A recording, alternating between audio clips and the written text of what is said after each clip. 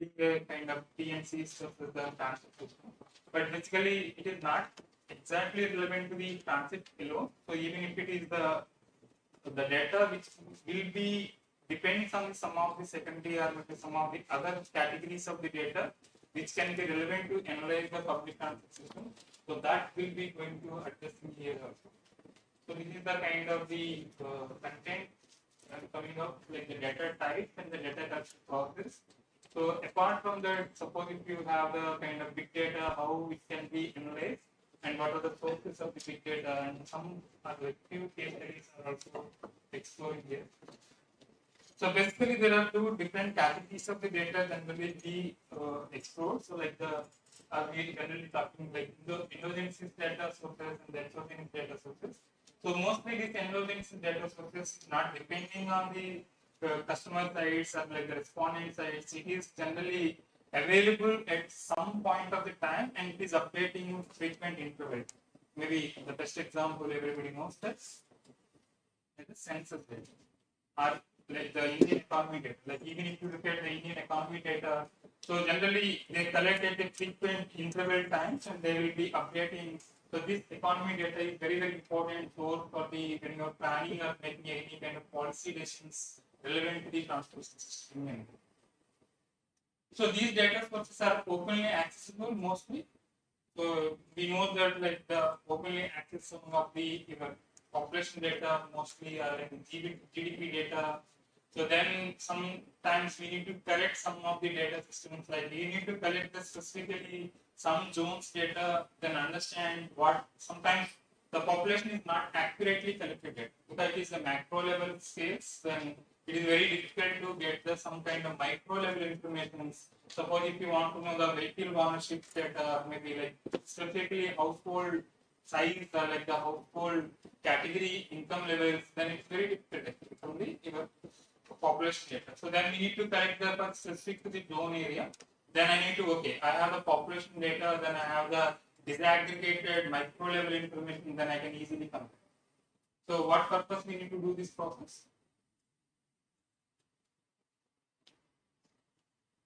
Mostly maybe the PG level or like the college level, you might be knowing you are already dealing the data.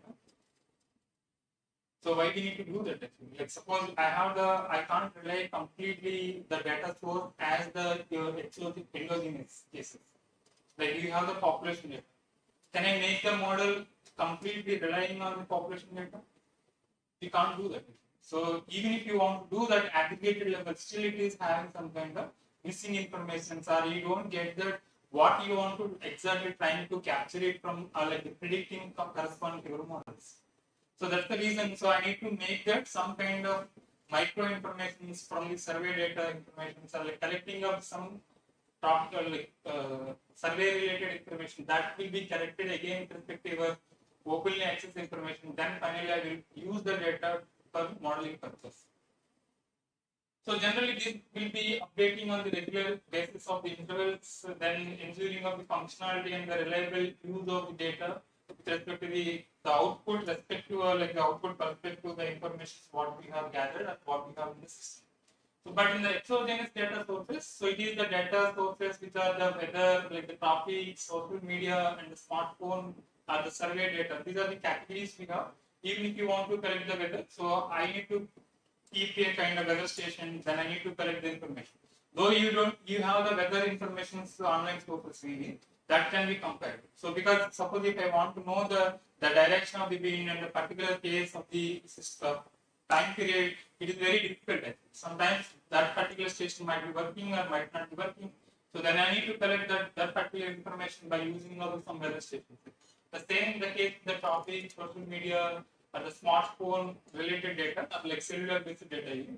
So then most of the academic research often utilizes the different types of the fields study data, and maybe we generally much rely on this survey data. Like we need to collect the data based on the surveys, then we need to make the sampling, then we need to correct the sample data, then we need to identify the final sample, then we generally process for the analysis.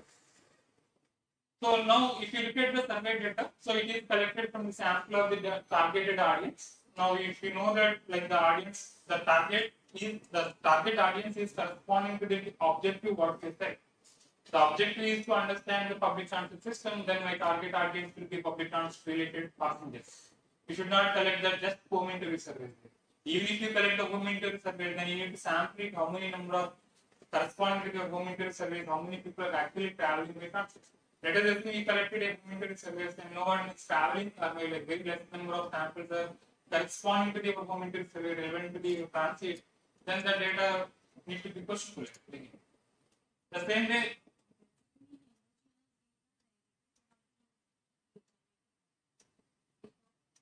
the endogenous data generally need to be corrected, like which means that I have the population data. Let us assume that you need to want to estimate a population density. So I have the population densities are like populations on the entire city level, but I don't have the disaggregated level zone populations. So then I need to go to the zonal population system. So then I need to collect some information at the zonal level. So it might be not even the secondary, it might be relevant to the direct service sometimes.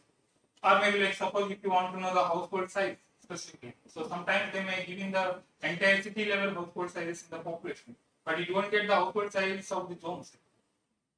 Generally, they don't provide the disaggregated level information in the population census. So that case, I need to make that okay because I need to make my study relevant to the zonal level. So then, corresponding to micro or like disaggregated cases, then I need to collect that okay, corresponding to this zone, at least 100 samples to be collected. From these 100 samples, what would be the average household size or average household incomes? The same case of average vehicle ownership. That information can be comparable, or sometimes we can predict from the disaggregated models to the aggregated model.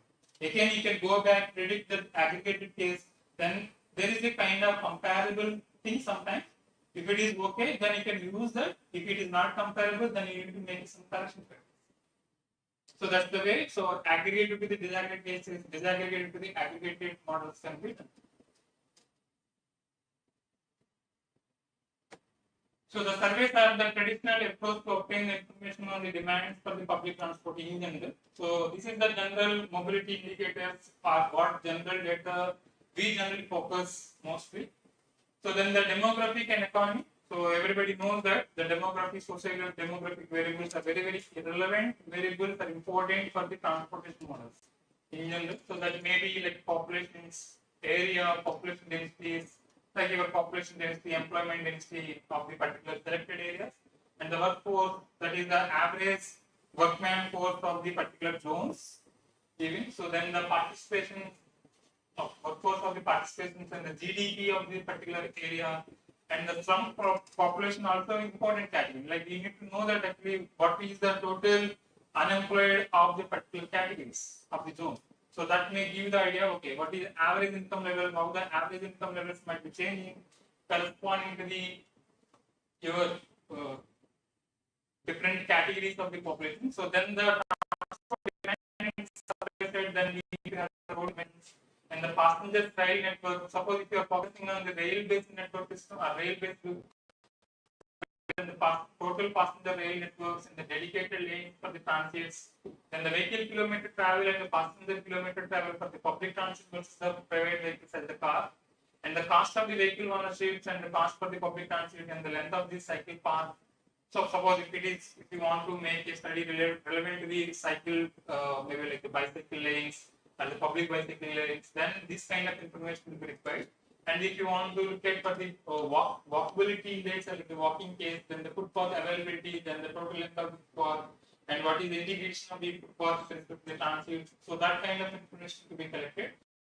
The travel speeds, so that may give the idea what is the change of the speeds at the different time periods of the day, probably. So then the number of registered passenger cars and the motorcycles. So this is also get the information directly from your secondary sources. Total number of registered cars and the number of registered vehicles as a motorcycle probably. And the vehicle ownership of the households and the model state system in the city or like the area. The average difference by most. It is very, very important information to be collected. The average difference by mode. It is not the average difference by entire city. we need to make the model based preference in general. So that way gives the better idea, like if you want to study relevant to the public transit, generally the preference are little higher than the preference corresponding to the maybe like two-wheeler or a car, which will be not that easy. The trips will be captured by two-wheelers at the longer distances than the public transit in general. So then the number of fatalities due to the road transport accidents. So this information will be important. Suppose if you are increasing a public transit network in the city, is there any chance to reducing of the number of accidents can be even correlated? So then the transport policy and regulations. So these are the data to be understood at the use level. Then if you make any kind of the regulation or policy making decisions, then this demands will be going to be shifted from the one to the other. Okay. Things are the parking. So we know that like make a kind of parking regulation charges increase in the particular city. What would be going to be happening in the car users versus the public transport? So then regulations on the entering cities, which means that entering of the cities. Okay, so I can make a policy to restrict the some of the heavy vehicles trucks. Instead of that, you can also keep on the entering of some of the suburban vehicles to the urban area may be restricted as a congestion charge. So that we can cut off some of the vehicles by entering charges and the cost for the parkings. Of course, the regulations of the parking means removing of the parking locations. The cost means increase the parking cost. And other policies on the investment, so like maybe subsidies for the transit users, what is going to be happening, make the subsidies in the fuel consumption and the subsidies for the electrical vehicles users, then what is going to be happening. So these are the kind of policies can be taken into the account. Then we can change the travel patterns of the city and the travel behavior of the city. Any questions? So then if you had that kind of data with you, so then suppose if you want to understand that, so okay, this is my entire study area, within that area, then what are the kind of influence on the density, population density, are the other factors, density, total network densities of the transit versus the density of the private vehicles. Then for that, we need to collect the use relevant GS based data. So the data will be like I need to make that as Naveen sir to inform that actually like we need to make a buffer area, that is the influence area in there.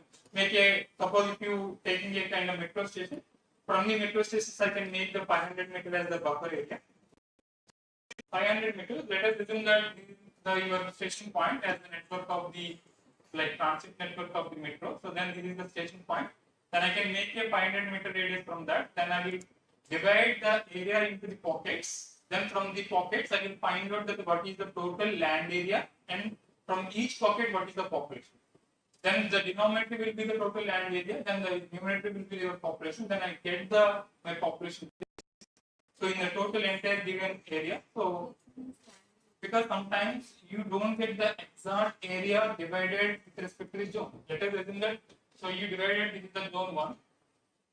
So the zone 1 will be, the transit station will be subscribed like the including of the zone 1, zone 2, zone 3, maybe sometimes 5-6 zones together. So you don't get the each station as a single zone. But if I am going into the disaggregated cases, then each zone have the different population. I'm going to select that because one station, if I am taking the 500 meter radius, then it might be including of different zones. There are 5-6 zones together I need to be considered. Then I need to select a population of each under the zone and what is the area of each zone is coming under the within the 500 meter.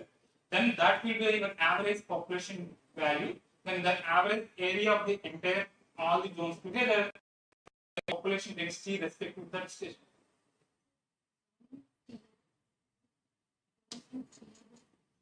Yeah, you need to consider sometimes the people because we don't have the very clear-cut information about the zones in the city like Hyderabad. So they divided the entire area into 4 major zones actually. So instead of that, what we done according to our studies, so we have taken the wards as the zones. Then let us assume that we have 64. We categorize as 64 zones. So then these 64 zones are like 64 wards need not to be the same category of the land use case. There are total, actually, according to the comprehensive mobility plan study by Hyderabad, they have divided into the 16 different land use cases. It is very difficult at the academic level to understand the 16 different land use cases. Then you need to consider the 16 into the majorly 5 categories or 6 categories. Then you need to make them, merge them, some of the land uses together. Then you need to find out, okay, according to this land use, then what is the total amount of the population density will be having, and what is the employment density, or is that what is the total amount of the commercial and land area you have, and corresponding to the designing of the commercial land area, what is the total number of bricks can be. That is up to you, your analysis. Each and every study have their own interesting of the elements or the points. According to that, we need to consider. Any questions? Anyone? Of course, we are going to look at that factors what we have taken. So this is the general kind of information to be extracted when you are dealing with respect to the transit specifically. Okay. So let's see. So these are the characteristics what I am talking about. Land use like the properties in the residential area. So we can also extract that the residential density. What it means of the residential density?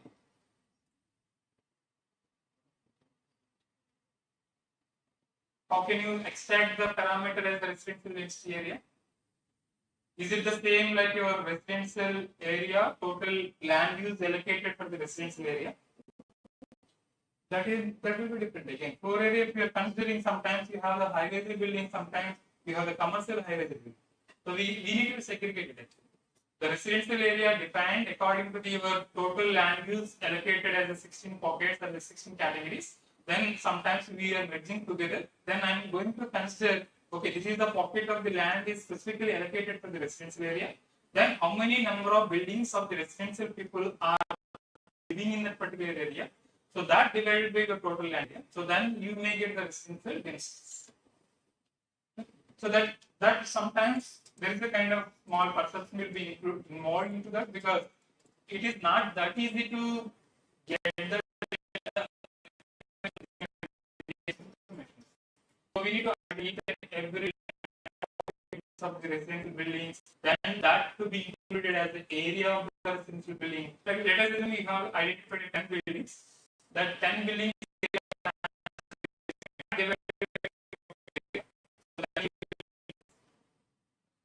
So of course that if you are extracting that micro level information, then it is a tedious process in general.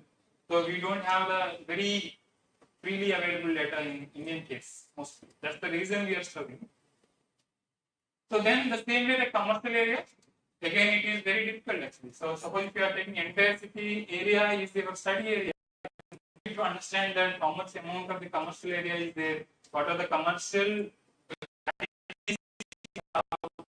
according to the defined commercial category as the area of the commercial. The same way the recreational area and the development indicating that okay, this is the kind of area going to be developed in the next 5 to 10 years probably. Okay, so that may indicate that okay, this is the area emerging in the next 5 to 10 years. So then I can easily, or I need to understand it. What is the trip rate corresponding to this area in the next coming maybe 10 to 15 years? Sometimes the trip rates will be stabilized at some point of time, because if the densities are very higher and higher, so then there is no chances of the people are going to be occupied, the new people in the same area. The new people will be occupying in the vacant lands. Now the vacant land will be indicating the zero trips probably at present. There are no number of trips can be attracted to these areas. So then the other land use cases. The same way we need to understand that other land uses may be like the vertical land use cases and the mixed land use cases. So what is the total amount of the area you are going to allocate for the mixed cases?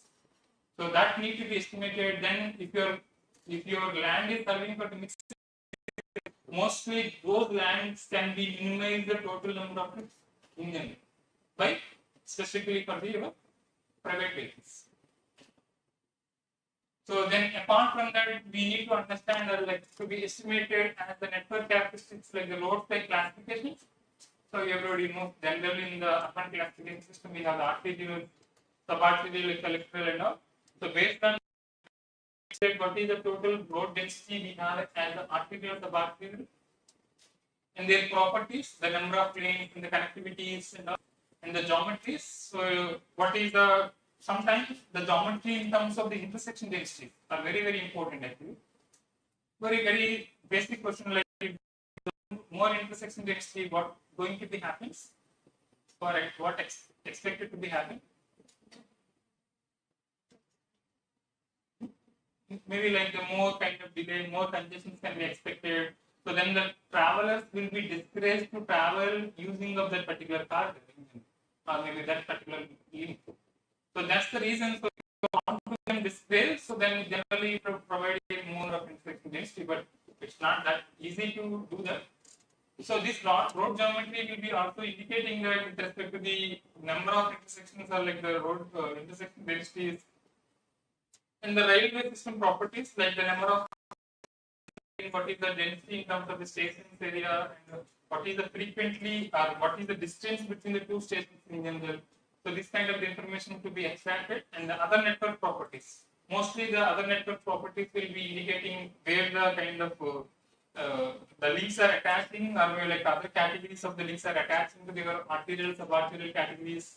So mostly these other network properties are important when you are providing a new public transit network system in the city.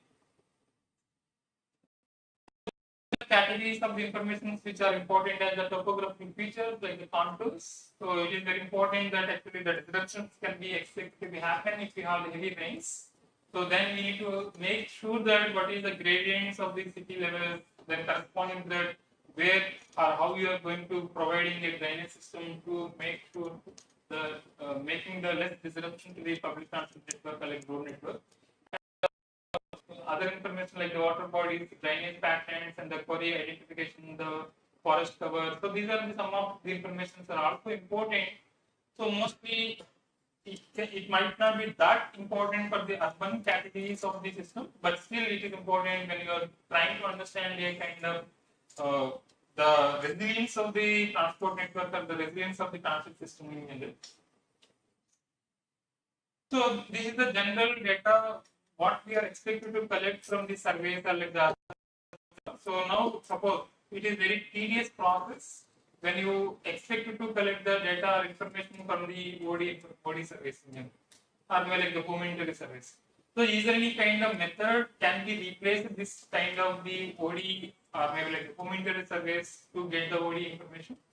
So the best way to collect the some of the recent techniques using of the. So there are many countries that having this smart card system. We just make the card. Even we also have the metro card. The same fashion it may work, but these card systems will have some information. But some of the advanced countries, like the very developed countries, they are also getting the information like the origin, destination point, everything. So then, if you have such, then I can make sure some kind of the data to be depends or rely on the smart card.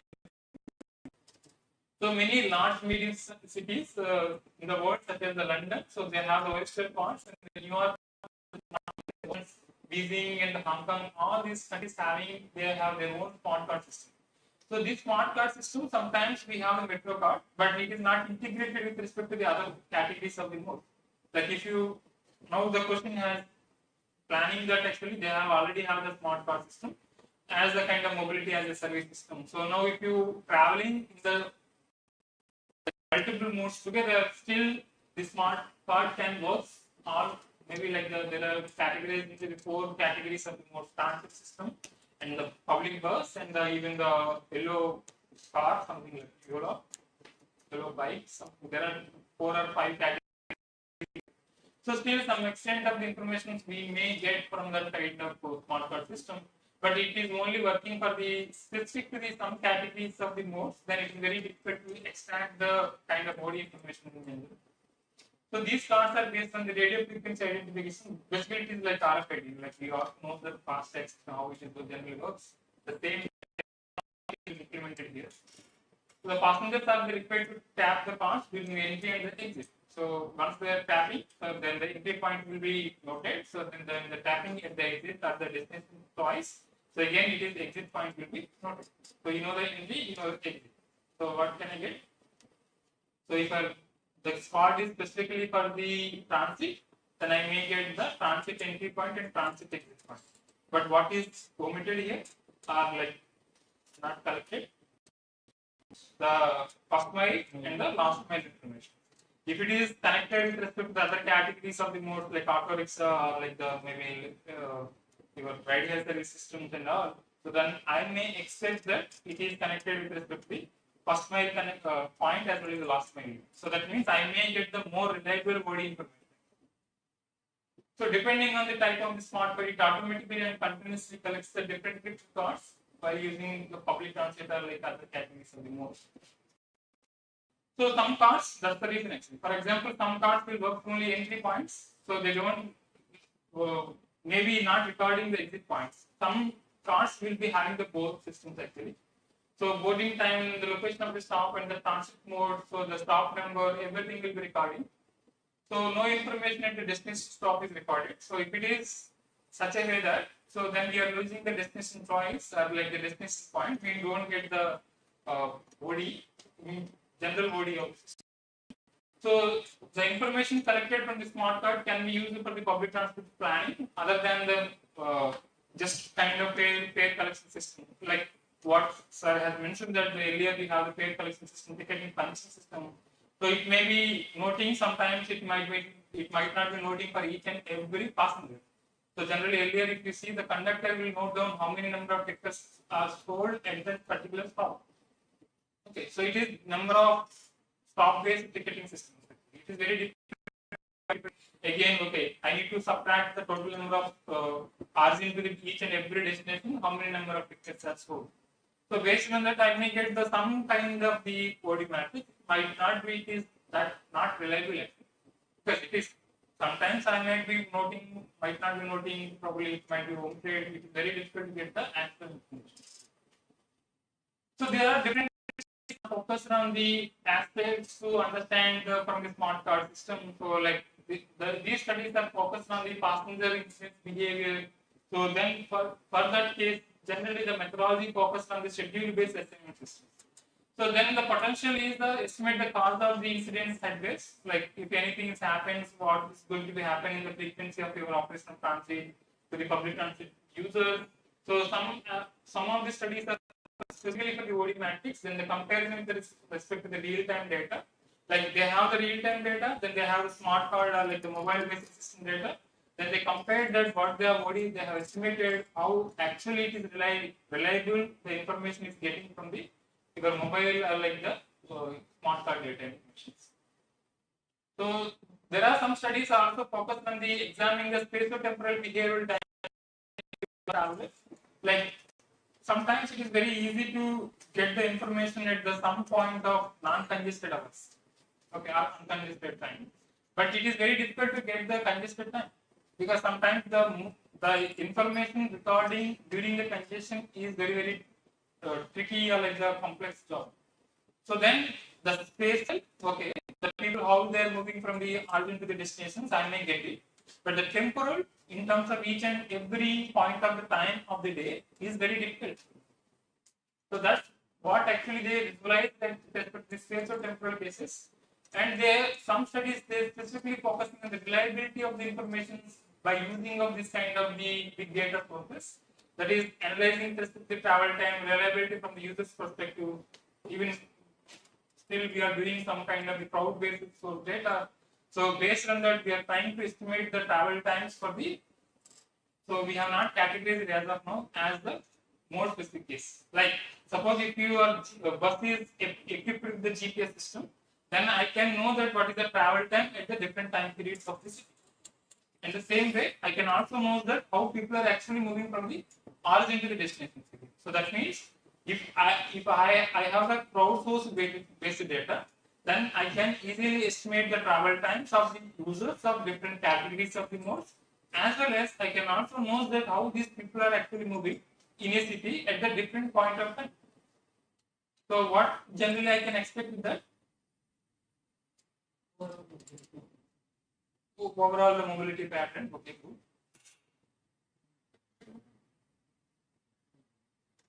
trip patterns, okay. Trip pattern, mobility pattern, that is the same. Actually, I generally get that based on that information. So, what is the land use case of each case, and what is the time of the day the people are making the trip, and what mode actually they are using corresponding with the time of the day and corresponding to your land use case.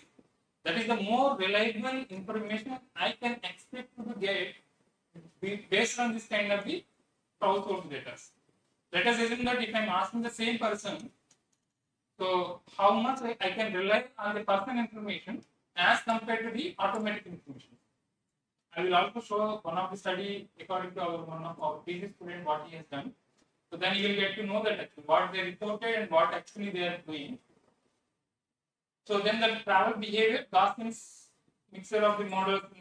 This is generally this study they focused on the clustering of the passengers based on their temporal habits.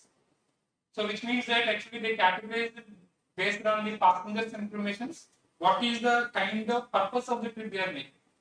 So why is this purpose of the trip important? Like how many people actually travel during the weekdays for the work and the weekends for the maybe recreational purpose. Like there are some studies proven that actually during the COVID-19 there are more number of commuting-based trips are actually decreased, but whereas the recreational purpose trips are increased. Okay, even the people who are actually using the tele-networking system, doing work from home, they thought that so there is a decreasing of the total number of trips or the trips made by the person. But there are studies proven that actually the total number of trips made by this person of the recreational category has increased. Because at least everybody means it is not expected that every time I will be at home. I need to travel at least some point of time for my leisure purpose or some purpose. So there are these kind of the way to understand the passengers based on the temporal habits to be extracted even with respect to the if we have any kind of big data or maybe like the mobile based like the kind of smart card based system data. Of course, the route choice also can be expected to identify with that.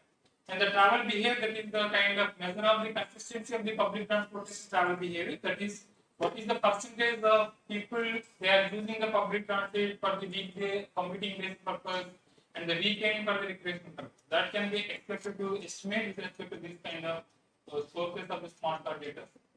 Then apart from that, we have also the mobile phone data, the smart mobile phone data. So everyone has carrying the individual mobiles. Everyone has one or two mobiles at least. So how we can extract the information from these mobile phones? Like everyone, if you open it the mobile, so then there is a Google location history. So that GLHS will give the idea how this person is making a different number of trips. So last 30 days data can be extracted. Like if you have the information of the city, at least 10% of the people data, then we can easily understand what is the choice of the trip and what is the choice of the mode, choice of the destination, and so on. So then, apart from that, so there are two types of the network-based data system we have.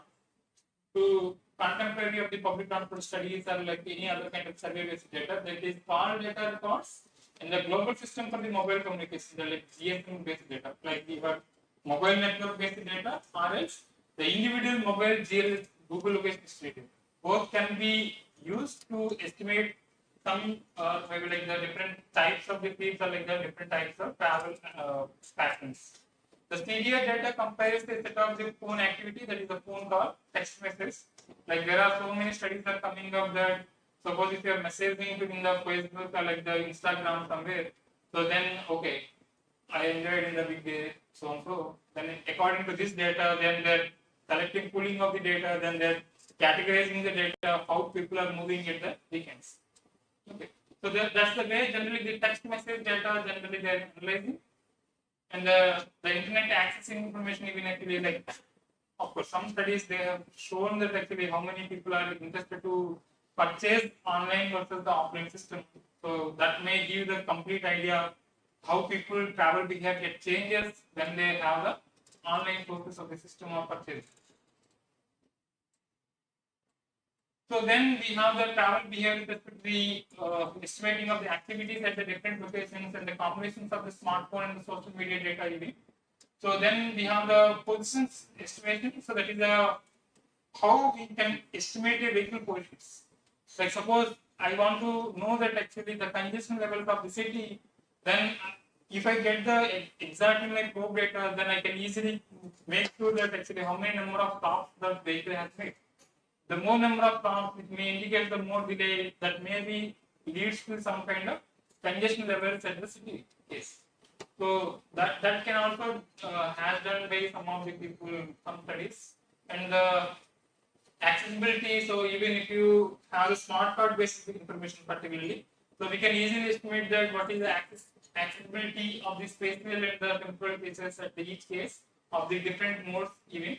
So then there are some kind of the Wi-Fi and the Bluetooth based data also. Of course, we also have done some kind of the relevant to the Bluetooth based estimation data, Bluetooth based estimation data system. So then we have collected a Bluetooth predictors at the different 3-4 points. Then we have estimated like what is the travel speeds of the different people, because it is the catchy apps we have actually in Bluetooth. Then you just stand up at the one point, then it will be captured the coding of the what is the device it is using and what is the category of the mode, because the device corresponding to the mode is also designated too. So then based on that, so we have the timestamp 1 and the timestamp 2, 3, 4 like that. We have step up. Then we have chosen in such a way that one or two points without any kind of junction, and at least 1 or 2 points with the junction. Then we can estimating that actually the travel time when you are traveling in a particular specific car.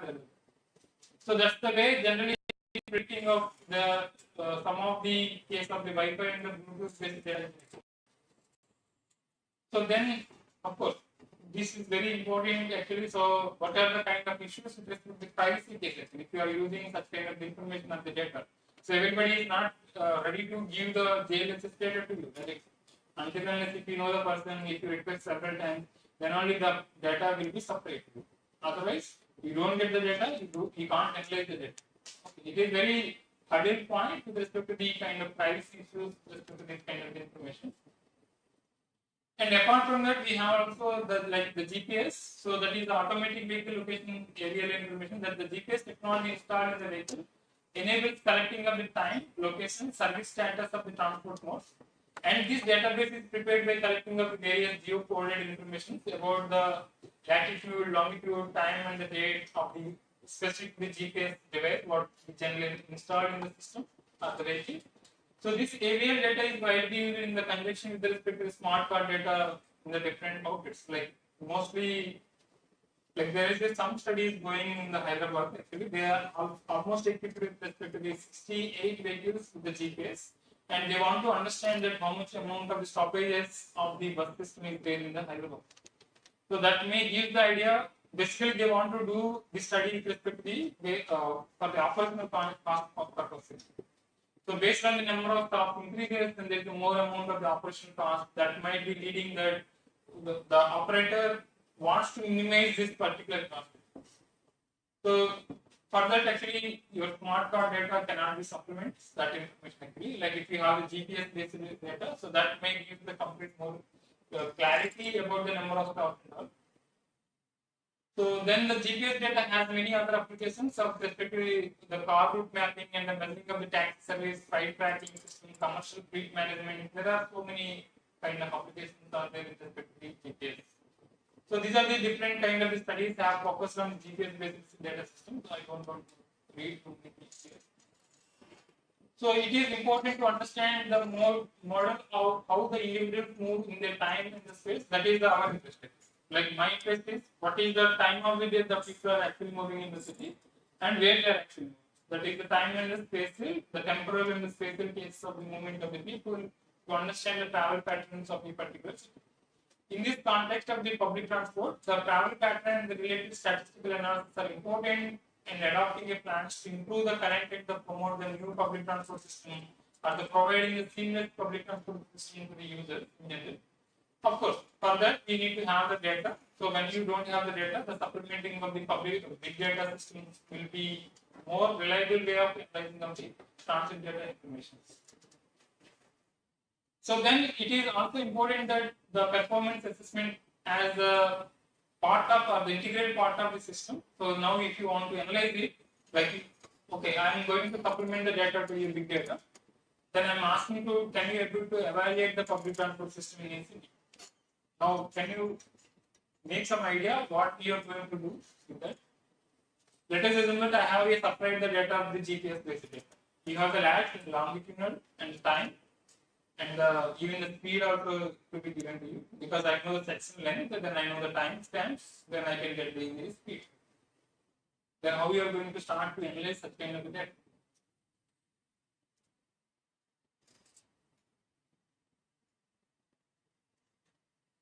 So the question is actually, I'm going to supplement a kind of GPS-based public transportation data to you.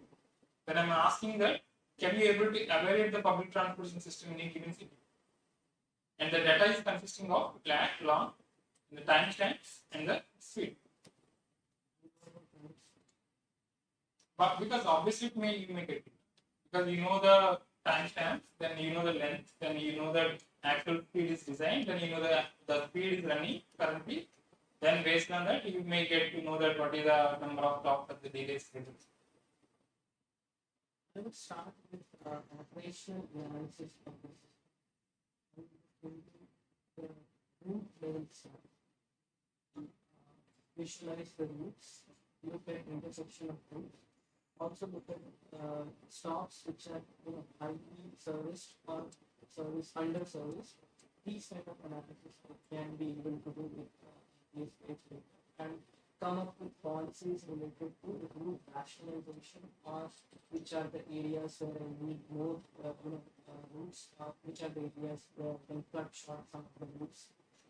Or you can insert some truncated routes during some specific time schedules where the demand is high or the demand is low. So I guess these kind of studies can be done based on the particular source of So is there any other point? So mostly we can analyze the stops, actually number of stops and the total amount of the delay is expected for the public transit system. So because I know the length and the timestamp, everything and the speed. So apart from that, if I am integrating, if you have some secondary source of the survey, or like maybe like the direct survey respondent data, then I can easily understand it actually actual demand, because you said that the demand can be cut off with respect to the demand, but for that I need to have the demand distribution process. Or else in the bigger picture, so you have the population data, then you know that whether this transit system according to the route network or like the transit network, whether it is serving for the actual populations of the residential and the commercial area as well as the employment zones, then you need to analyze in such a way, okay, this is the total amount of the trips can be generated, and this is the kind of serving to the public transit, and this is the kind of demand can be estimated as the actual macro level demand estimation model. So based on that, I can know that how many number of buses to be operated and how many currently I am operating, and what is the difference of the operation system. Okay. That's the generally, because no one will be ready to give that, okay, this is the information, this has to be set up, this is the kind of information to be lagged or this to be collected, something like that. You need to understand according to your problem statement or corresponding to your objective what to be collected and what is the data you have in your hand. To be collected something else, then we need to look at that my secondary source. If you don't want to collect direct respondents information. Is it clear? Any point?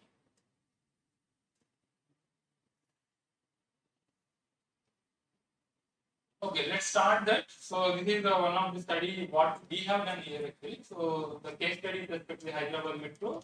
So basically this metro, like maybe you might be knowing that the transit oriented development TOD. So based on that, actually we are trying to evaluate the TOD system in Hyderabad Metro system for Hyderabad Metro.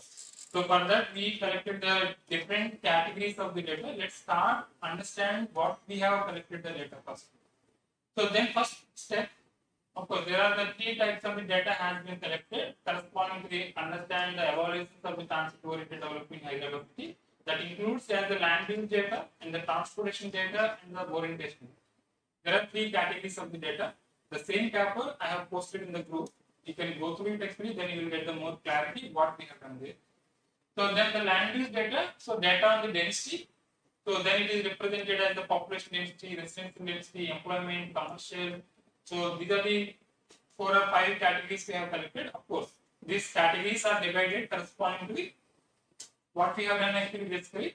First we have taken the current existing reports, and based on the existing reports, then we started understanding what is the land use condition of the Hyderabad. First, we derived it. We made that, okay, these are the total number of land use cases of the city, and out of this, so what actually to be focused? How we have estimated that actually to be focused? That depends on that, okay, based on the total number of trips scattered corresponding to each type of the land use. So we have estimated that. From that, okay, we derived at least we need to capture a 60% of the trips corresponding to the different land uses. Because if you make all the land use cases, then it is very, very difficult to capturing of each case of the trip. So then based on that, we made, okay, at least this to be covered. Okay. Of course, it's not that easy to tell that, okay, you cover this 4 or 5 categories of the land uses. You need to have a lot of understanding of the travel patterns of the city, and having the idea about the generally the secondary sources of the reports or the information, maybe like master plan of the city. Then you need to study first that. Then only you will get the basic idea of the city. The basic idea of the travel patterns of the city is very, very important to understand what data to be collected. So then the population density. So then for that actually we don't have any kind of the 2021 population data, but we have the 2011. Then we forecasted. Simply we have started forecasting corresponding with the 2011 data to the 2021. Then we again done the small scale of the 22, because this study has done at the 2020. So for that, we have taken the Hyderabad Metropolitan Development Authority HMDA data. So then the commercial density is determined to be a site surveys.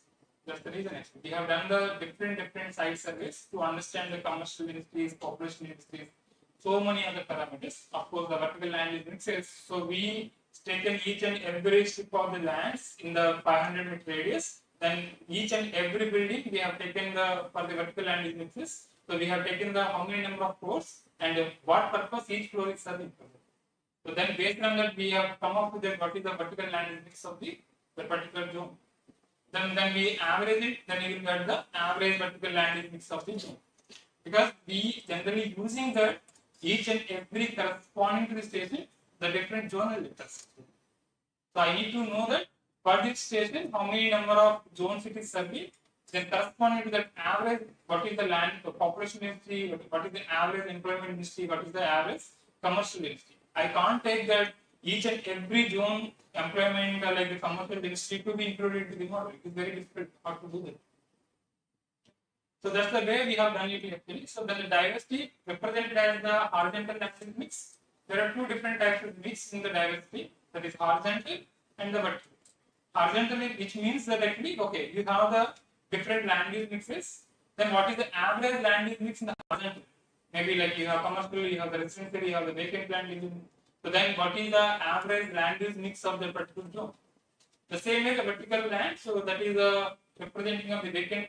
Of course, it is also apart from that, we have also taken the vacant land. So this vertical land is mix. Of course, there are some formulas we have to derive it to vertical land is mix, but for that still you need to understand what is the purpose of the each floor of the your vertically spaced buildings or space structure. Okay, so that is about the land use information. So as I said, it's not that easy to extract the information from the GS. It may take a lot of time to do that. So then the transportation data. So it is for the understanding of the transportation status of the city. So the desirability of the transit as one of the important parameters we have take home. So which is represented as the following indicator, that is the efficacy of the metro systems is represented by the travel time and the cost, and the transit supply adequacy and the passenger flows in the peak hours. So this is the information we have taken under the umbrella of the desirability of the transit. So then we have the comfort at the micro stations is represented with the basic amenities at the stations in the presence of the information display systems, ease of purchasing. Mostly this data we have collected on scale of 1 to 5. Of course, we have some kind of questions from the reviewers. So if we are collecting like the respondent data, what is the reliability of this information? So then we have checked that the reliability in terms of we have done in the very systematic way actually when we are collecting this kind of perception based data at the metro stations. So we categorize it, okay, what is the total number of travelers at each station? We collected as a gender wise, as the age wise, then the purpose wise. Then we disaggregated into okay, this much amount of the data to be collected from the survey at each case. So this is the percentage of the gender wise, percentage of the age wise, percentage of the purpose wise. We have taken majorly 3 categories. Then when we are doing this process, then it might be, so even some persons have not given much reliable information, but it will be aggregated. When you are aggregating, then it will be nullified some of the information.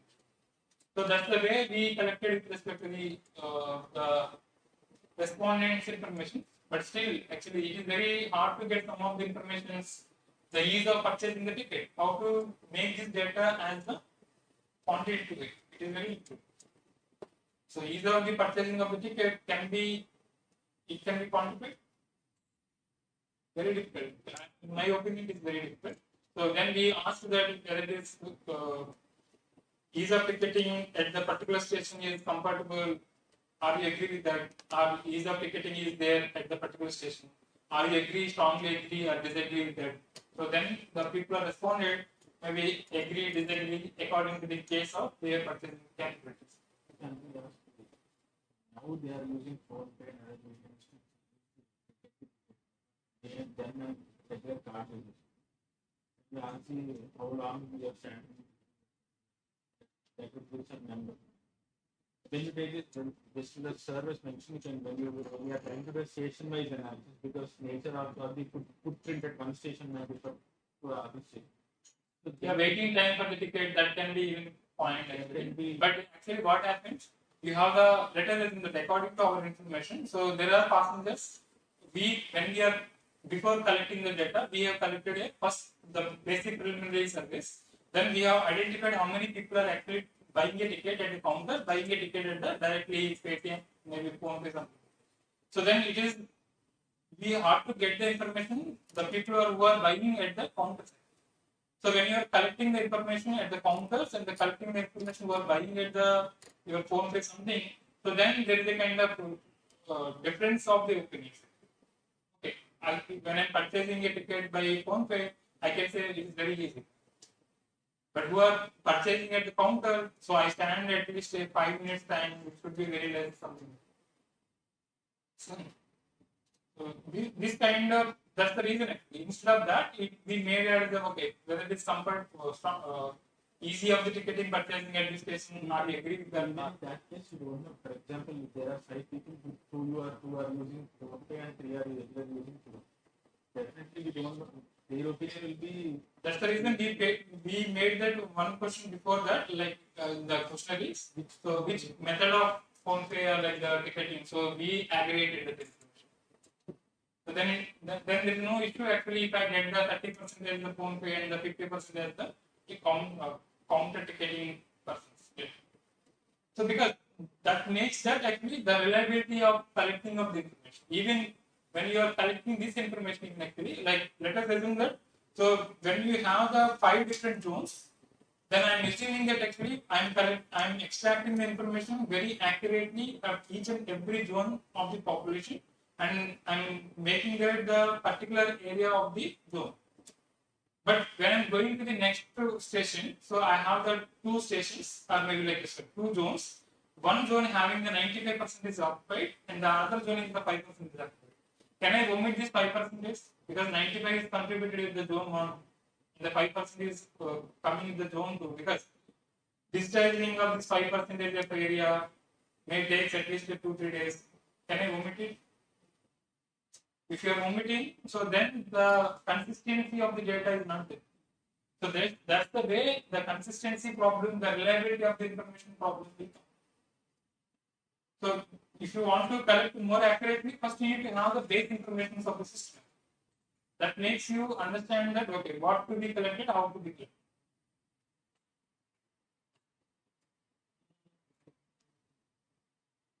So then the orientation data, so that might be like the design represented by the motorized and non-motorized transport system of the network densities.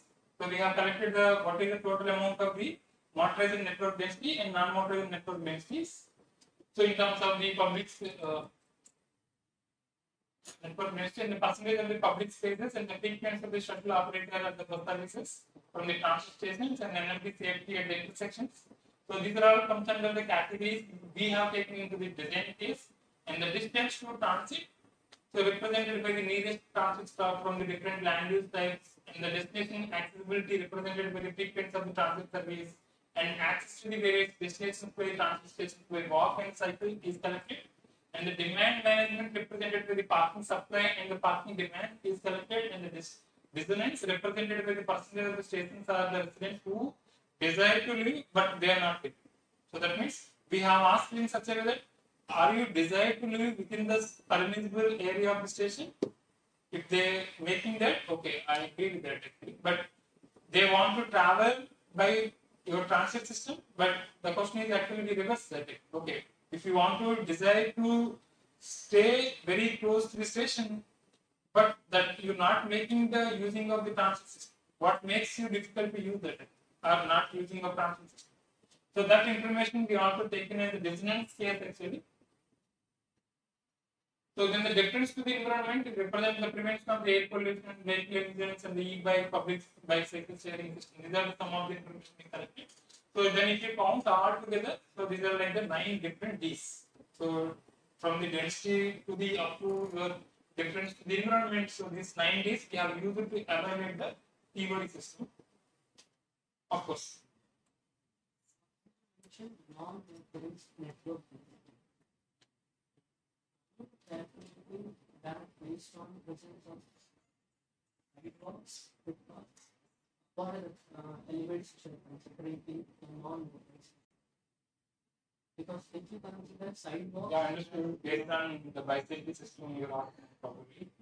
if you consider sidewalks as a facility for non-motorized transport, so you can say that suppose road network has a sidewalk and in that way it caters to the non-motorized transport.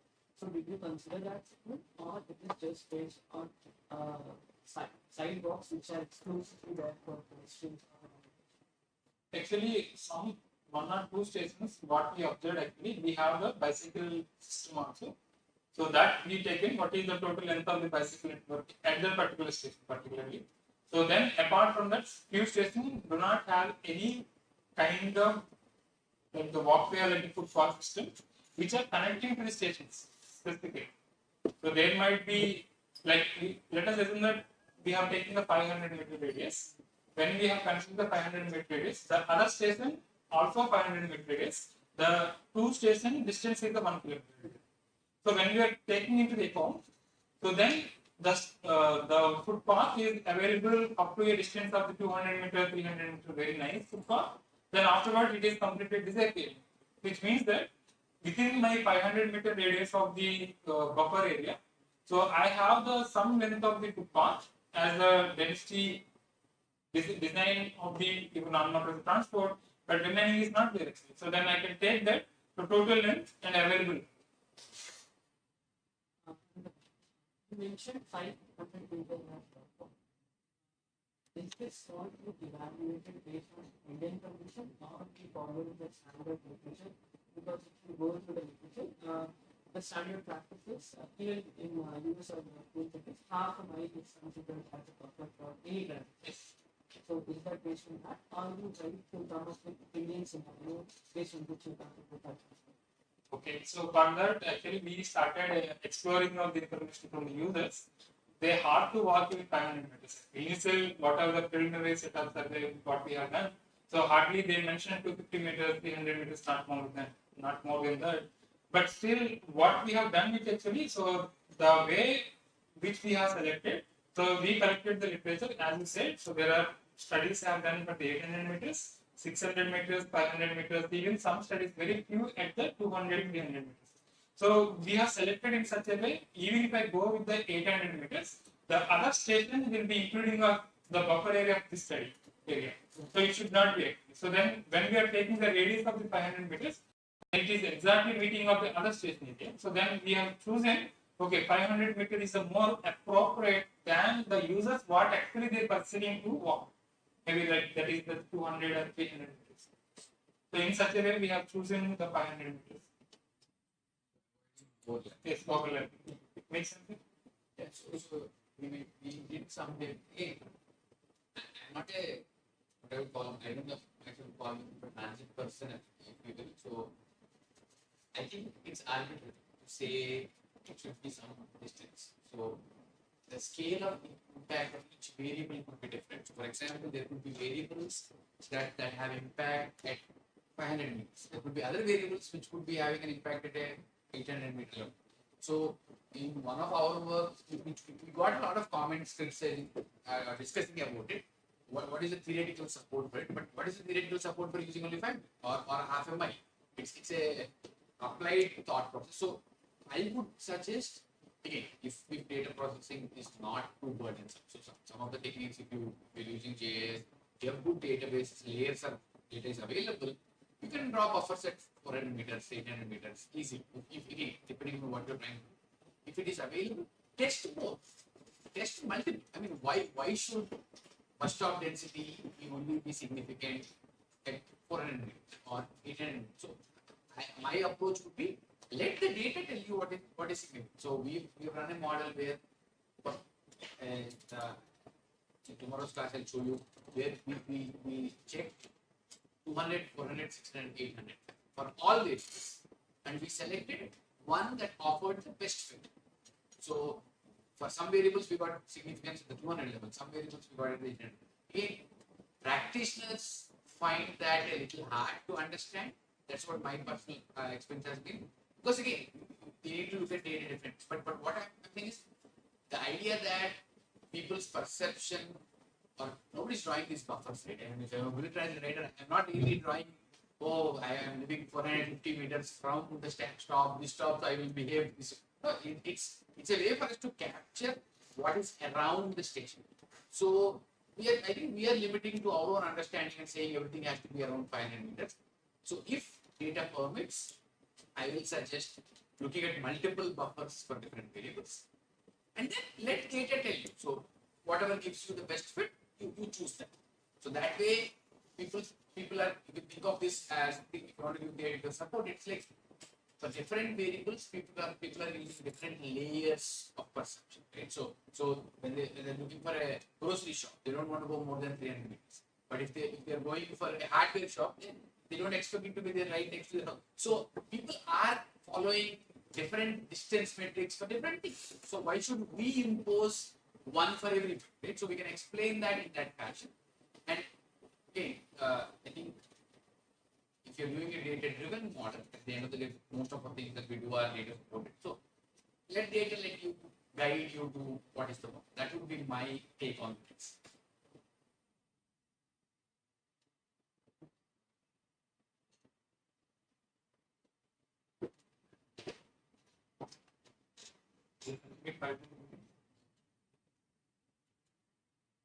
Yeah, for that actually, what we need to have the complete setup of the GS data source or information. So then, we need to have the identify the database of the requirements and the requirements in the sense.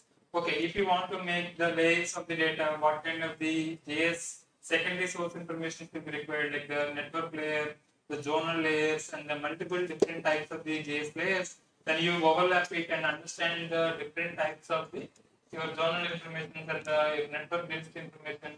So huge amount of the secondary source information and like the maps will be required to get the JS source data. So identify the appropriate data sources and develop the conceptual database designs and develop the physical database designs. The physical database design sometimes you can't display each and every information 100% accurately until unless if you have the understanding of the physical information at the source at the ground level. So then that is easy to do kind of digitation in the GS GIS in general. And they procure the conversation services, the GIS available information, then they develop the data conversion plans. And the comments of the source of the preparations of the maybe like your journal based information in terms of the population. So because you need to overlap the population information on your the journal based data, then to understand what is the total amount of the population with the selected or identified areas. Then the different activities information corresponding to the land uses and the finalizations of the acceptance of the criteria. Because what would be the criteria to choose? This is the kind of the total population density when it is having the subdivision with respect to the different zones.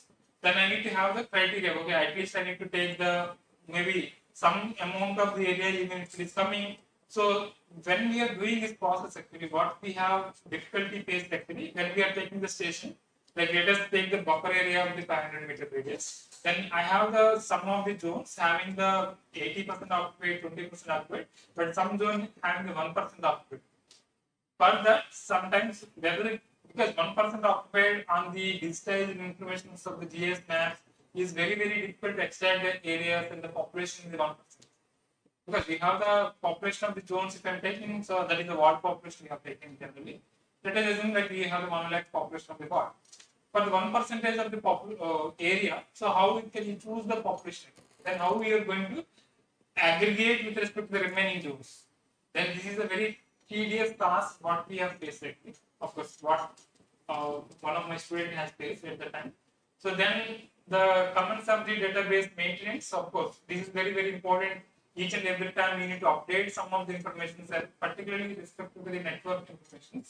So then finally we need to have the final database system to understand your corresponding what is the source of the GS information will be required for your analysis purpose. So then this is the kind of identifications of the data, that is internal and external sources, and the checking for the completeness of the data and the quality of the data. The new data via field or the aerial surveys to be identified. Of course, that is not our job. If you have the directly available sources of the information, then you extract from that. If it is not there, then you have to purchase it sometime. So recently we have done some study relevant to the extracting of the air pollution information from the this remote sensing based data. So whenever we are facing some information, loss of information, then we procure the information from the other sources. Like so, we have the different levels of the scale of the information, specifically for the remote sensing or the GIS based information system. For that, we need to go either we need to procure the data, or if you want to get your own data, you need to go for the aerial surveys. And the fixing of the problems in the data sources, that is the map scrubbing. So that is very important. The cleaning of the information of the source from the corresponding raw information of the data source. The coding and like if you have at least a kind of some idea about your GIS coding system, then you will understand the labeling, so network labeling system. Then you need to code for each case. Then you need to make the big picture of the entire road network data, like your transit network data. So the unique IDs very important pieces. If you are not giving the unique IDs, then when you are overlapping of the one map to the other lab, then you will get to you may get more number of problems. So can you give some idea on that how it can be possible if you are not preparing a unique ID systems in the database? Like you coded a arterial network as the 1 code sometimes, then you misplace the arterial codes instead of 1 as the 2, then you may be losing of the entire section or district. Yes, sir. So that is the way the consistency problems also will be encountered in general. And the converting into the digital forms, that is the scanning and the digitizing of the data, so the raster to the vector conversion strategies, entry of the attribute information. So the linking of the attribute data in the GIS code or the GIS information is one of the important tedious process actually. So your most of the time will be consumed here. Of course, until unless if you don't have any base data information. If you have the base data, then it is very easy because I'm extracting from the base information. If you don't have base information, then I need to do everything. So I'm preparing my own database system. For that, I need to code it. I need to make the unit coding system. Then I need to make the attributes information of each and every case. In the data conversion specification, there is the horizontal vertical controls, then the projections of the coordinate system, and the accuracy requirements. So mostly when you are dealing with respect to the okay, suppose in the system of the contour you have, then based on that I have a gradient system. Then based on that I can get to know that what is my fuel consumption of the city in the entire transit network. Suppose if you want to do that, I need to have the what is the level at the one point and what is the level difference at the other point. Then I am making that at each and every section the gradients. Then I know the total gradients of the city. Then I can get to know that what is the total amount of the fuel consumption because of the increasing of the gradients of the city. Of course, that is not in controlling our hand, but still we can understand it. Of course, the accuracy requirement is very important. Then the documents flow control. So these are like the information generally expected to make in the GS data system. So like the monitor flow maps and the digital files and the change of the control of the changes of the data, the controlling of the time period, different time periods, and the quality control procedures and the potential highly complex systems. So then the generally a combo of the automated and the manual processes. Mostly we need to make generally what we have done as the manual digitizing, manual activity, manual coding system we have done it. But there are some ways we need to automatic coding of the sum of the information. At the time, still we need to make the internal checking consistency. Internal consistency is very, very important process when you are doing this kind of coding systems. And the problem resolution process and the correction responsibilities need to be defined. So then what are the kind of the corrections to be applied? Suppose when you are collecting the survey data, we know that what is the way to be correct the data. It is very simple. So the simplest way is the, okay, you collected the information. First of all, I need to screen the data. The screening of the data can be done. Okay, I have my employment status of the particular survey data. Then I select the employment status. Then I will collect that what is the category of the person responding. The employmentability is there. Then the category is the kind of the average income levels of the people. Then I can cross check that income levels with respect to the category of the person, the employmentability of the person. So if he is given as the respondent as a student, but he is responded as the average income level of the income of the person as the, like more than 1 lakh. So there is a kind of discrepancy in your data collection process. The same way we can make some kind of the correction responsibility in your coding also, where I need to check the cross checking my data. So that has to be defined first. So then once we have done that, then it is the final acceptance of your GS data for the your next process, for the analysis process. So okay, we'll stop here actually. We'll continue maybe in the afternoon. So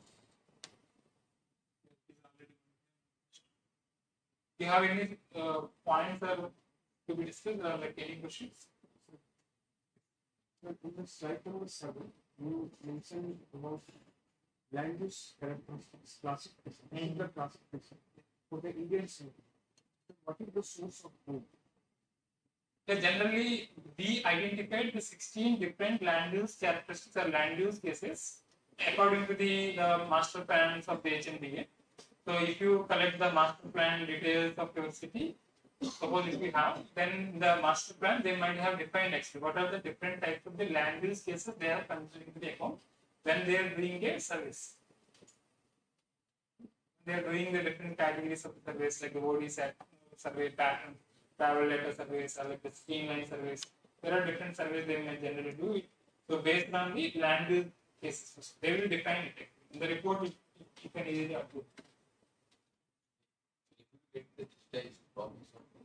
It's very, very difficult. We have some digitalized information of the Hyderabad, but still we have to do more than 50% of the digitalized information.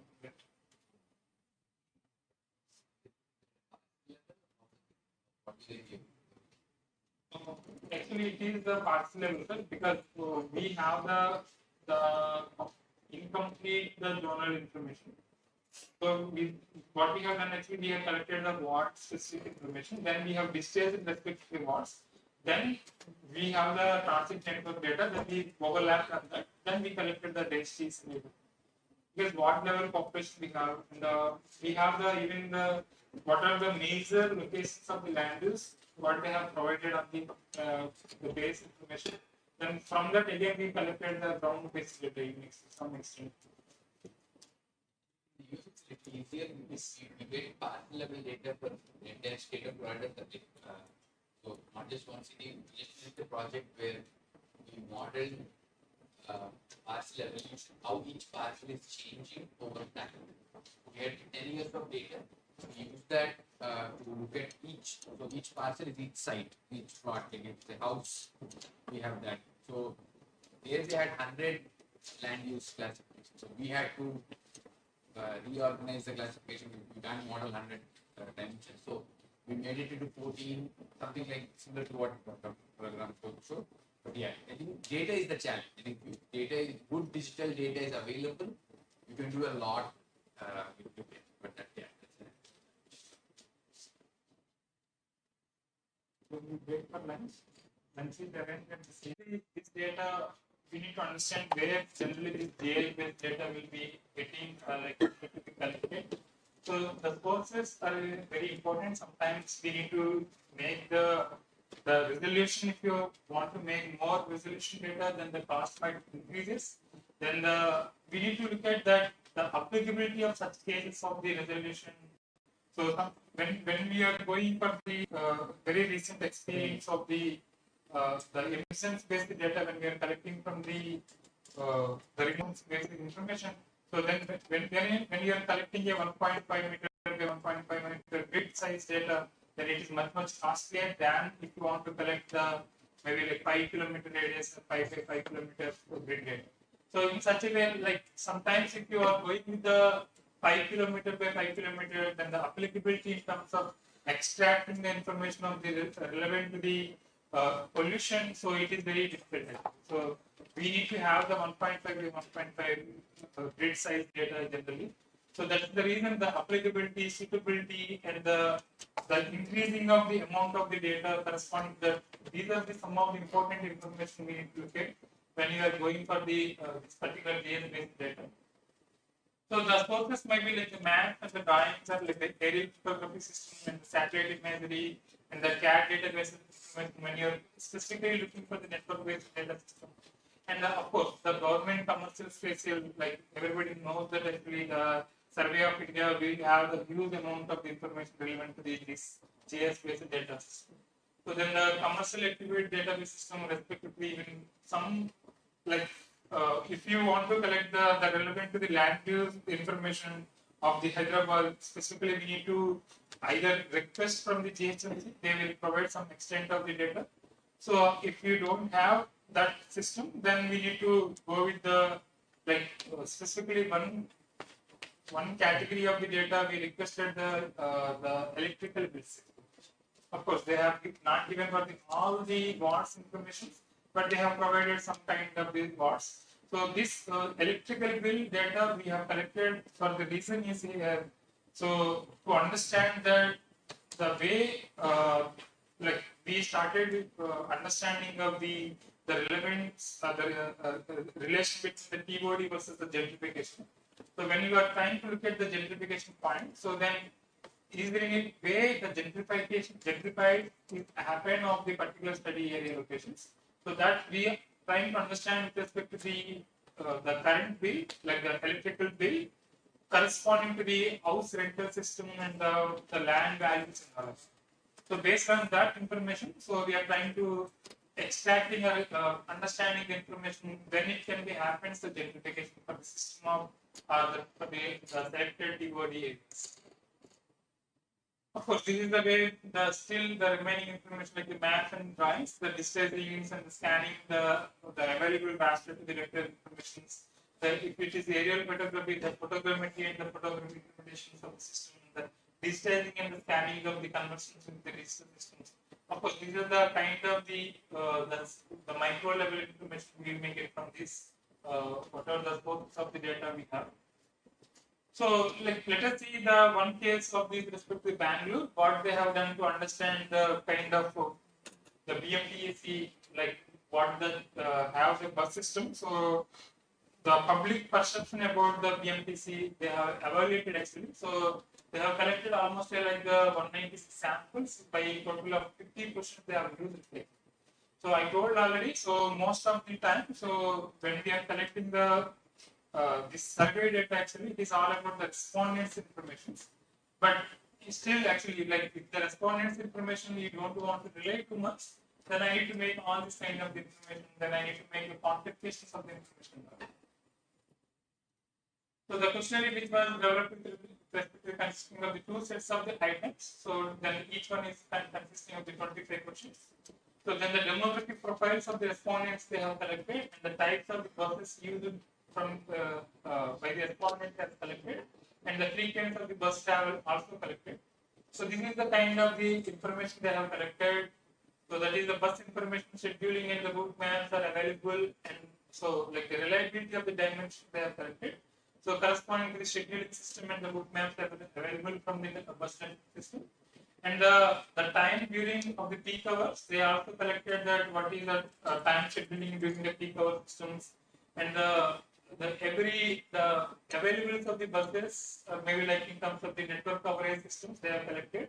So then this is the kind of the average perception and the average expectation scores. So what they have done actually, what the public is averagely perceiving the system. Okay, so is it maybe according to you, are you satisfying the coverage of the bus network system in the city?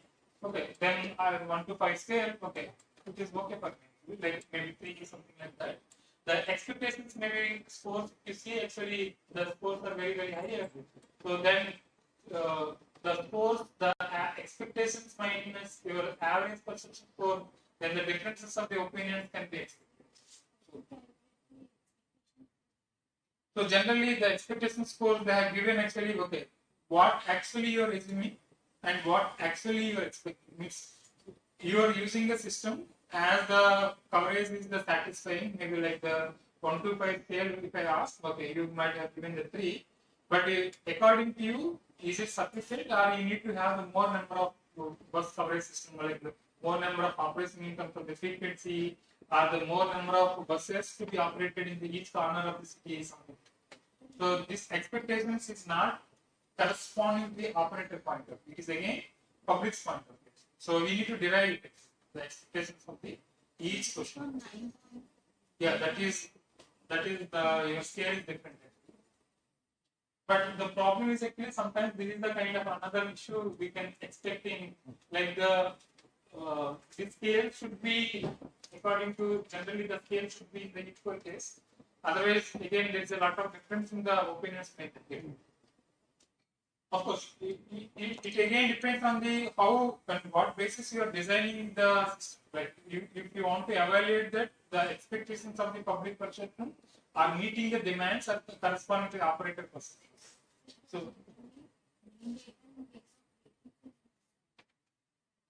So generally, of course, it is not 1 to 5 scale. They have calculated a 1 to 7 scale. So that's the reason the 1 to 7 scale. So basically, people they have the once the collecting of the survey system, they have the mostly 1 to 5 scale data, 7 or even 9 data also. So 9 generally we don't go beyond the 7 scale system. Of course, it is everybody they have their own perception.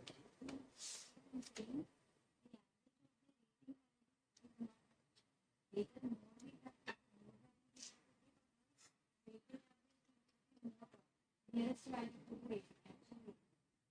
And the means average means mean value of the entire weighting.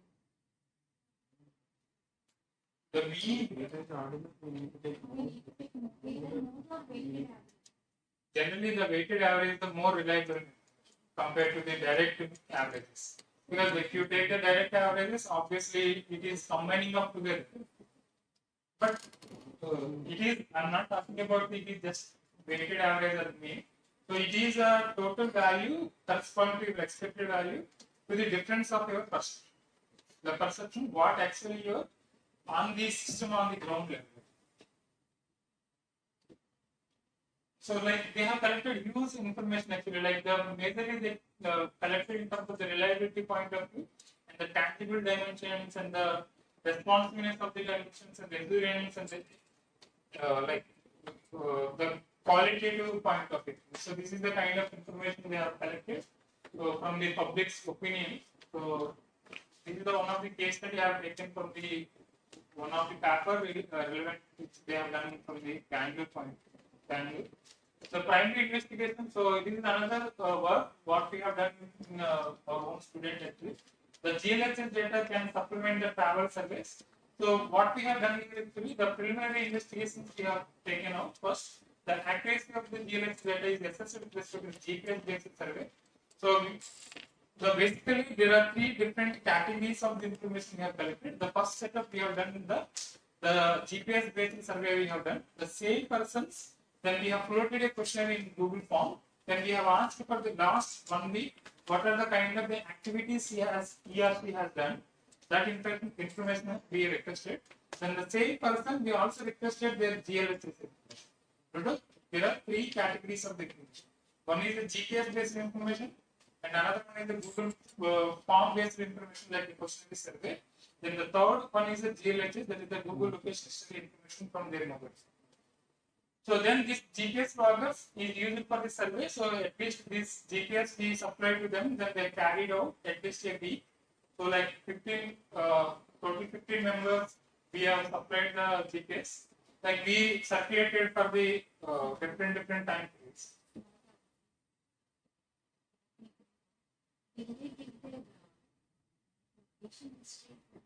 See, if I know person, if I requesting you, we can't deny it.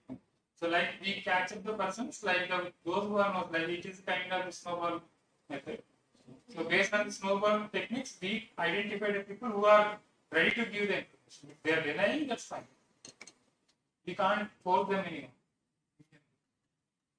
So that's the way we collected very few samples of the GLHS. So it's very hard to get the GLHS information of the people. Then the 25 days travel behavior data is gathered. So we collected a few people 25 days, and few people very less number of people they have given for the 25 days, but we are also collected the 7 days more reliable information. And the raw GPS that is processed using the rule-based algorithms, and the process for the trip information validated using the prompt recall survey systems, and the GLHS data in the KML format is collected. So the trip details from GLHS are extracted. Let's see what we have done for this. And from the raw GPS data, so that is the coordinates, elevation, and the leg distance, that is the section distance value or the section length, and the leg time, leg speeds, and the leg course times are extracted. So this is the kind of sample course of the data we have extracted from the GPS. So then once we collected the GPS information, then we have processed for that. So then we are trying to understand their origin and destination, because we know the coordinates of the each and every person. So like to whom we have supplied the GPS, and the start time and of the trip and end time of the trip also we have extracted, and the trip length. So that is correspondingly each person who carried out the GPS. From that, then we have extracted the trip length and the trip time and the average speeds and the mode also. So we have used a kind of rule-based algorithm. If the speed of the travel, speed of the person is respective to the different categories, we categorize the modes actually. Of course, it is not 100% true, but we extracted it as much as closer, because the same person data we have from the Google form. So then this is the kind of the rule-based algorithm has applied. So then the raw data we process. So then once it is processed, then we have taken the trip length. So the trip length we taken with respect to the speed is less than 2 kilometers per hour. So then we have taken, if it is fast, okay, if it is less than 2 kilometers per hour, which means that we categorize it that might not be taking a complete trip. It is stagnated trip. So that's the way we started. We made the algorithm. So then if you see here, actually the travel times and the travel distance are increasing with respect to the increasing of the distance. Then the time might increases. Then we categorize it as the trips. Like at least let us assume that the person is traveled at a 2 kilometer distance, then he stagnated there. which means that it might have walked at the 2 kilometer distance. So that's the way we categorize the total length of the trip as well as the mode that might have used for the trip like that. So then once that is the one side of the data we have extracted or collected from the GPS based information. So then we have also collected the same persons of the GLHS information as the KML format. So this is the kind of the information may generally look like when you are trying to processing of the your KML files.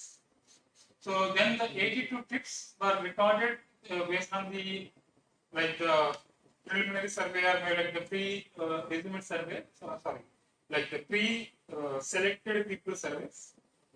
The GLHS data showed the higher accuracy detecting the trips compared to the GPS logger. So if you see that actually that is the parameters at the trips. The GPS logger is shown the 70.70%, but the GLHS data is the 90.24. And the mode used prediction is the 72 by the GPS loggers and the GLHS 1068. So there is some issue at the GLHS information. Mostly the people will walk. Again, they will catch up some kind of modes, maybe like kind of probably the auto rickshaw probably. So every time it will be stagnated. Means so mostly if you see in the auto rickshaw in cities like Warangal, after a small distance traveled, then it will be stopped sometime. Again, it will be traveled. So categorizing that as the vehicle and the traveling the sections is much complex process when we have started using of the GLHS. So that's the reason the prediction capability by GLHS to understand the mode is very difficult. Means what are the studies we have done from our side. So mode detection accuracy was highest in the case of the walking, cycling, and the public transit.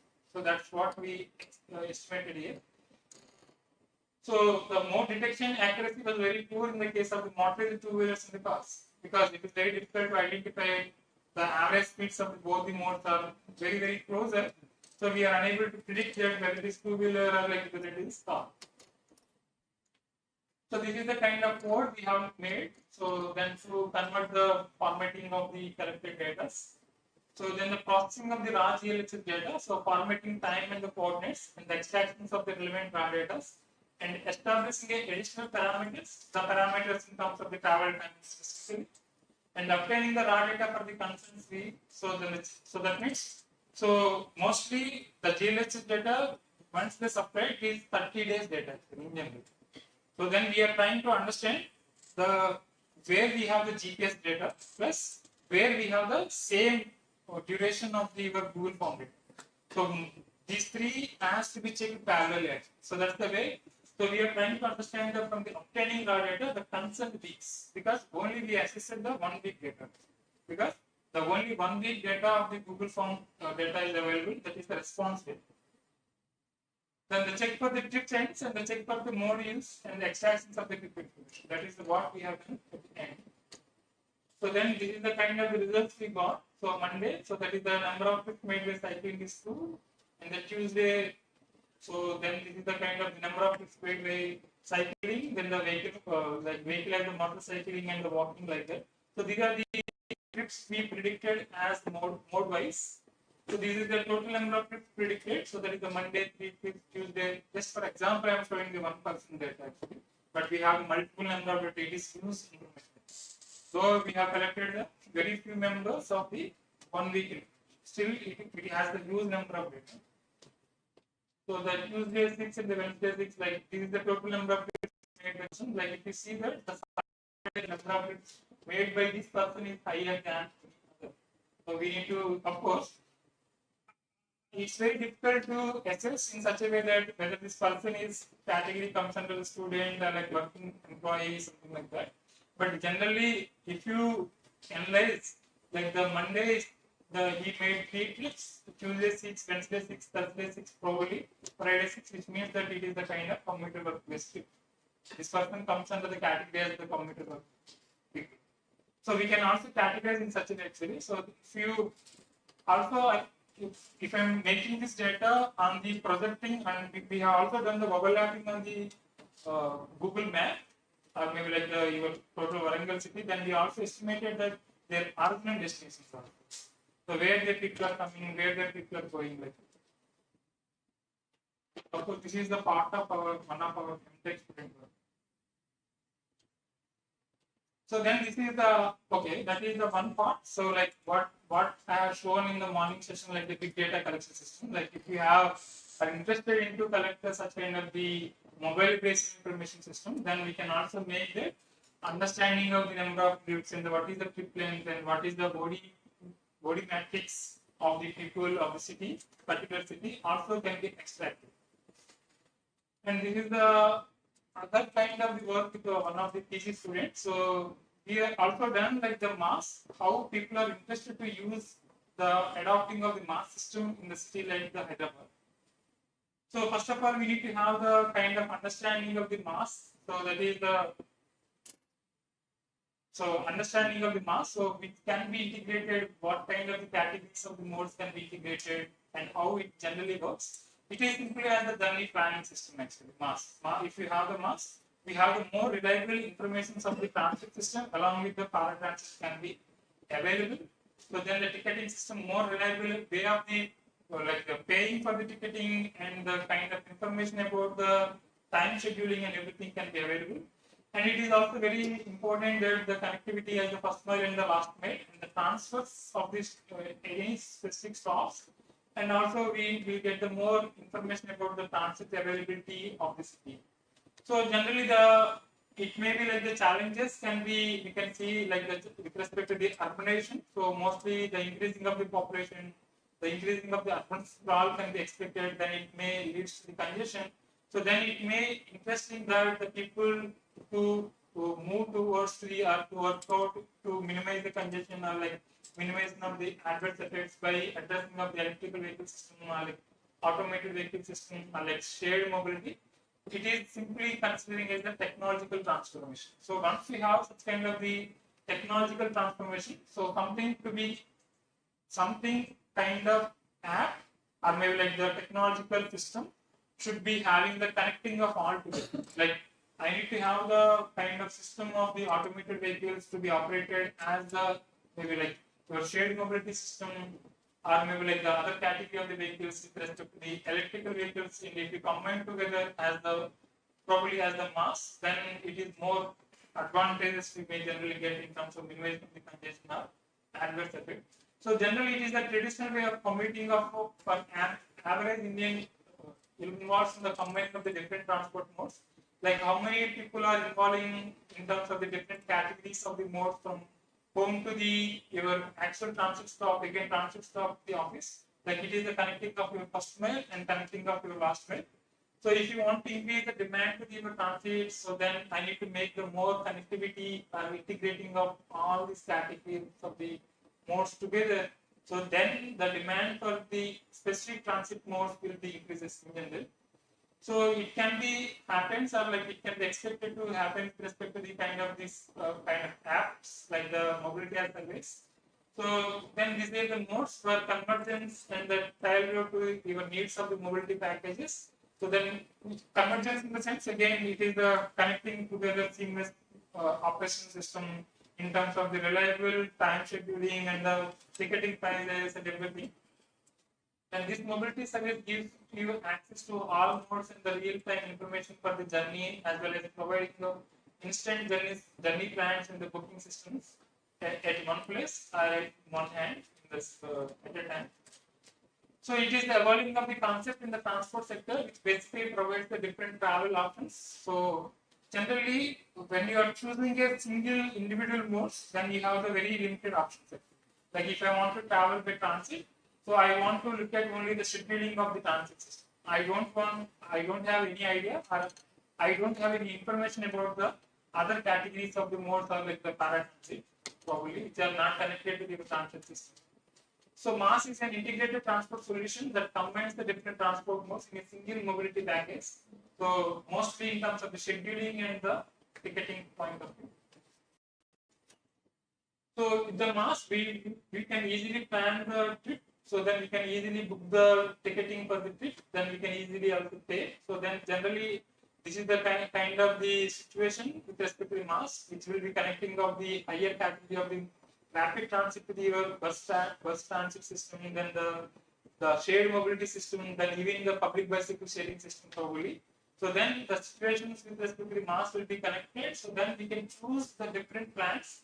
So I may go, suppose if I am planning with respect to the traveling by metro, then I can easily understand which are the connected modes, or maybe to travel or towards the metro station, then these are the available modes may show. So if you are traveling by bus, so this is the time it may take. Then if you are traveling by shared mobility like Ola Uber, so this is the travel time it may take. And if you are traveling by using of the bicycle sharing system, so this is the travel time. And respect to that, you will also get the what is the package in terms of the cost. So like if you're traveling in the Netherlands, particularly like Amsterdam, so then there is a one app actually. So you just need to install that. So then it may connecting with the like sprint, the sprint, and there are different options actually. So then you will have the options of the bus and the options of the bicycle, options of the even shared mobility system, everything you will get in one hand. So then you can easily plan it. If you want to travel by sprint, by from your given origin to the destination, then you will get to know what is the price of your trip. Then even if you change the option instead of the bus, then you will travel at least some extent of the maybe other category of the mode. Then you will get the total your price or like the cost of the trip. So it is a different, of course, the mass what we have or what we are trying to implement in some of the cities like Kochi. So we are at the very basic level. It is not like very high level of the mass system. So there are different like the levels of the mass. Like the first of all, there is no integration. There is a zero level. Then we have the integration with respect to the information, not the modes directly. So like integration of the information means you generally get the plan, or you can make a plan in such a way. The scheduling system. Okay, at the time of the 9 o'clock, you have the or maybe like metro. So then, if you want to catch up that 9 o'clock metro, then this is the kind of options of the other modes you might be having, and this is the travel time, expected travel. So, like that kind of integration information can be given. So then the next level is the integration in the booking and the payment. So the third level category will be you can also make the booking of your trip with respect to the available modes.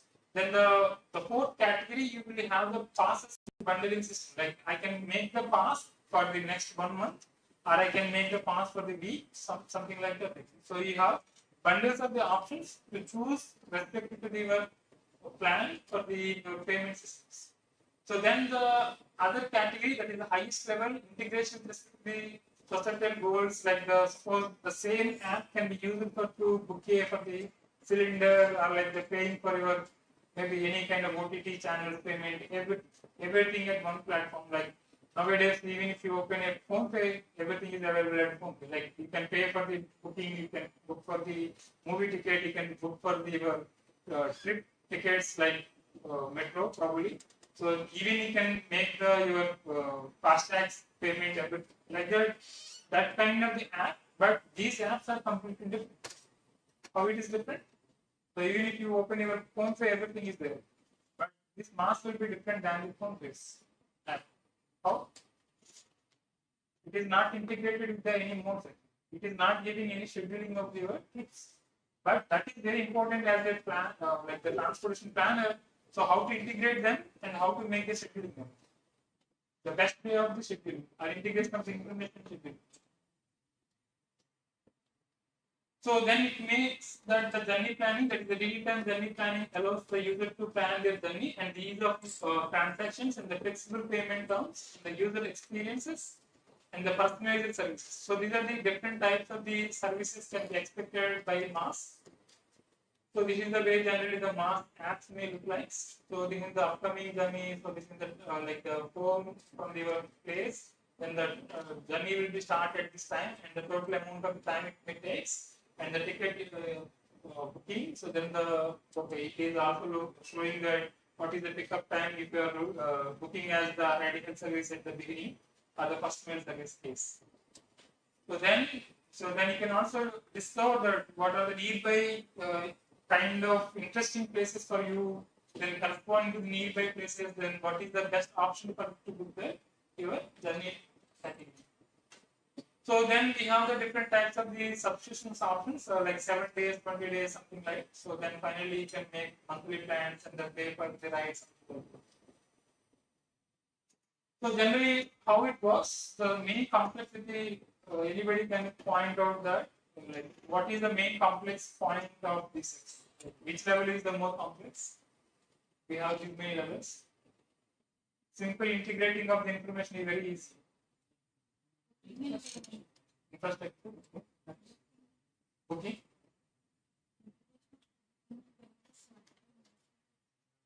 Okay, integration of booking of multiple modes, okay. Booking according to the demand. Booking according to the demand. Okay, even I can book the ticket, that's not a problem. Because if you are integrating the information, then corresponding to the information, you make the, okay, this is the total payment to be made. But you try to understand that there are different stakeholders that are involved in it. So like there is a bus, like then there is a public transit, like rapid transit stakeholder, then there is a like Ola Uber stakeholder, then there is a maybe like other stakeholders like the public bicycle operator stakeholder. How you are going to repay them at the end of the month? You collecting a weekly based payment system or like monthly based electric based payment system, but how you are going to pay back to them, to the stakeholders at the end of the collecting of the month from this kind of demands. So that is the one of the, according to me, that might be the one of the biggest challenge actually, so to be addressed. So when you are taking up this kind of the information, like you have the suppliers, see how many different transport suppliers they have there. So like Here it is. If it acts like only a platform, then we can make the payment to the authorities. Otherwise, this problem will happen. And you see, you are that's the reason I told already. You can assume that level 3 has the booking also, payment with the booking. So once you made the booking with the payment, then obviously all stakeholders are involved as the transport suppliers. So then they are coming in the play, so that, okay, you will understand now. The point is here, I made a trip by multiple suppliers, like, okay, start with the bicycle, public bicycle sharing system. So my home, then I made the trip with the public bicycle sharing system. Then I chose to travel with the bus, maybe bus stop. Then I catch the bus. Then I travel to the maybe like metro somewhere. Then again I use it maybe like kind of the taxi, something like as the shared mobility. Then I reach my office. So for this trip, I paid almost like the 60 rupees. So all are the different levels in terms of the distance traveled. So I don't have much. What is the distance here and what is the distance here? What is the distance here and what is the distance here? It is not equal, but there are different types of maybe different distances. So at the same time, so like you paid total trip cost is 60 rupees. Then how much money should go to the PBSS operator? And how much money should go to the bus operator? How much money goes to the metro operator? How much money should go to the taxi or like the shared mobility operator like the Ola Uber probably. So now if I made even the small distance like the 2-3 kilometers, then after maybe 8 kilometers, that's still the disaggregated way of doing of your breaking of the money of 60 rupees makes much difficult to distribute the money to the stakeholders, different stakeholders who are involved into the work mass. Any point? As a mass operator, where the person changed to mode, right? He would get that information. Yes, obviously. So if I'm opting for PBSS and I'm getting into a bus, so as an operator, I will be knowing that this person changed to bus towards it, right? If you're able to know that, you can easily estimate the distance traveled on each node. Okay. You have not understood that one point here actually. So the 60 is the discounted cost. Why it is discounted? Maybe you might be having the monthly cost. To whom I need to cut? So once you estimate the distance Hmm. on each node, obviously you are operating on a fixed fare policy, so bus would have a fare policies, and same to the case of metro and taxi. So if you have a fixed fare, if you have distance traveled on each route, I guess you can come up with a nominal cost for Yeah. each route. By looking, it's that easy actually. Such kind of the trips may be multiple, maybe in the millions of the trips can be generated by the millions of the travelers in a day. So then that maintaining of the information of the system of the database, and from that segregating of the again cost will be much difficult.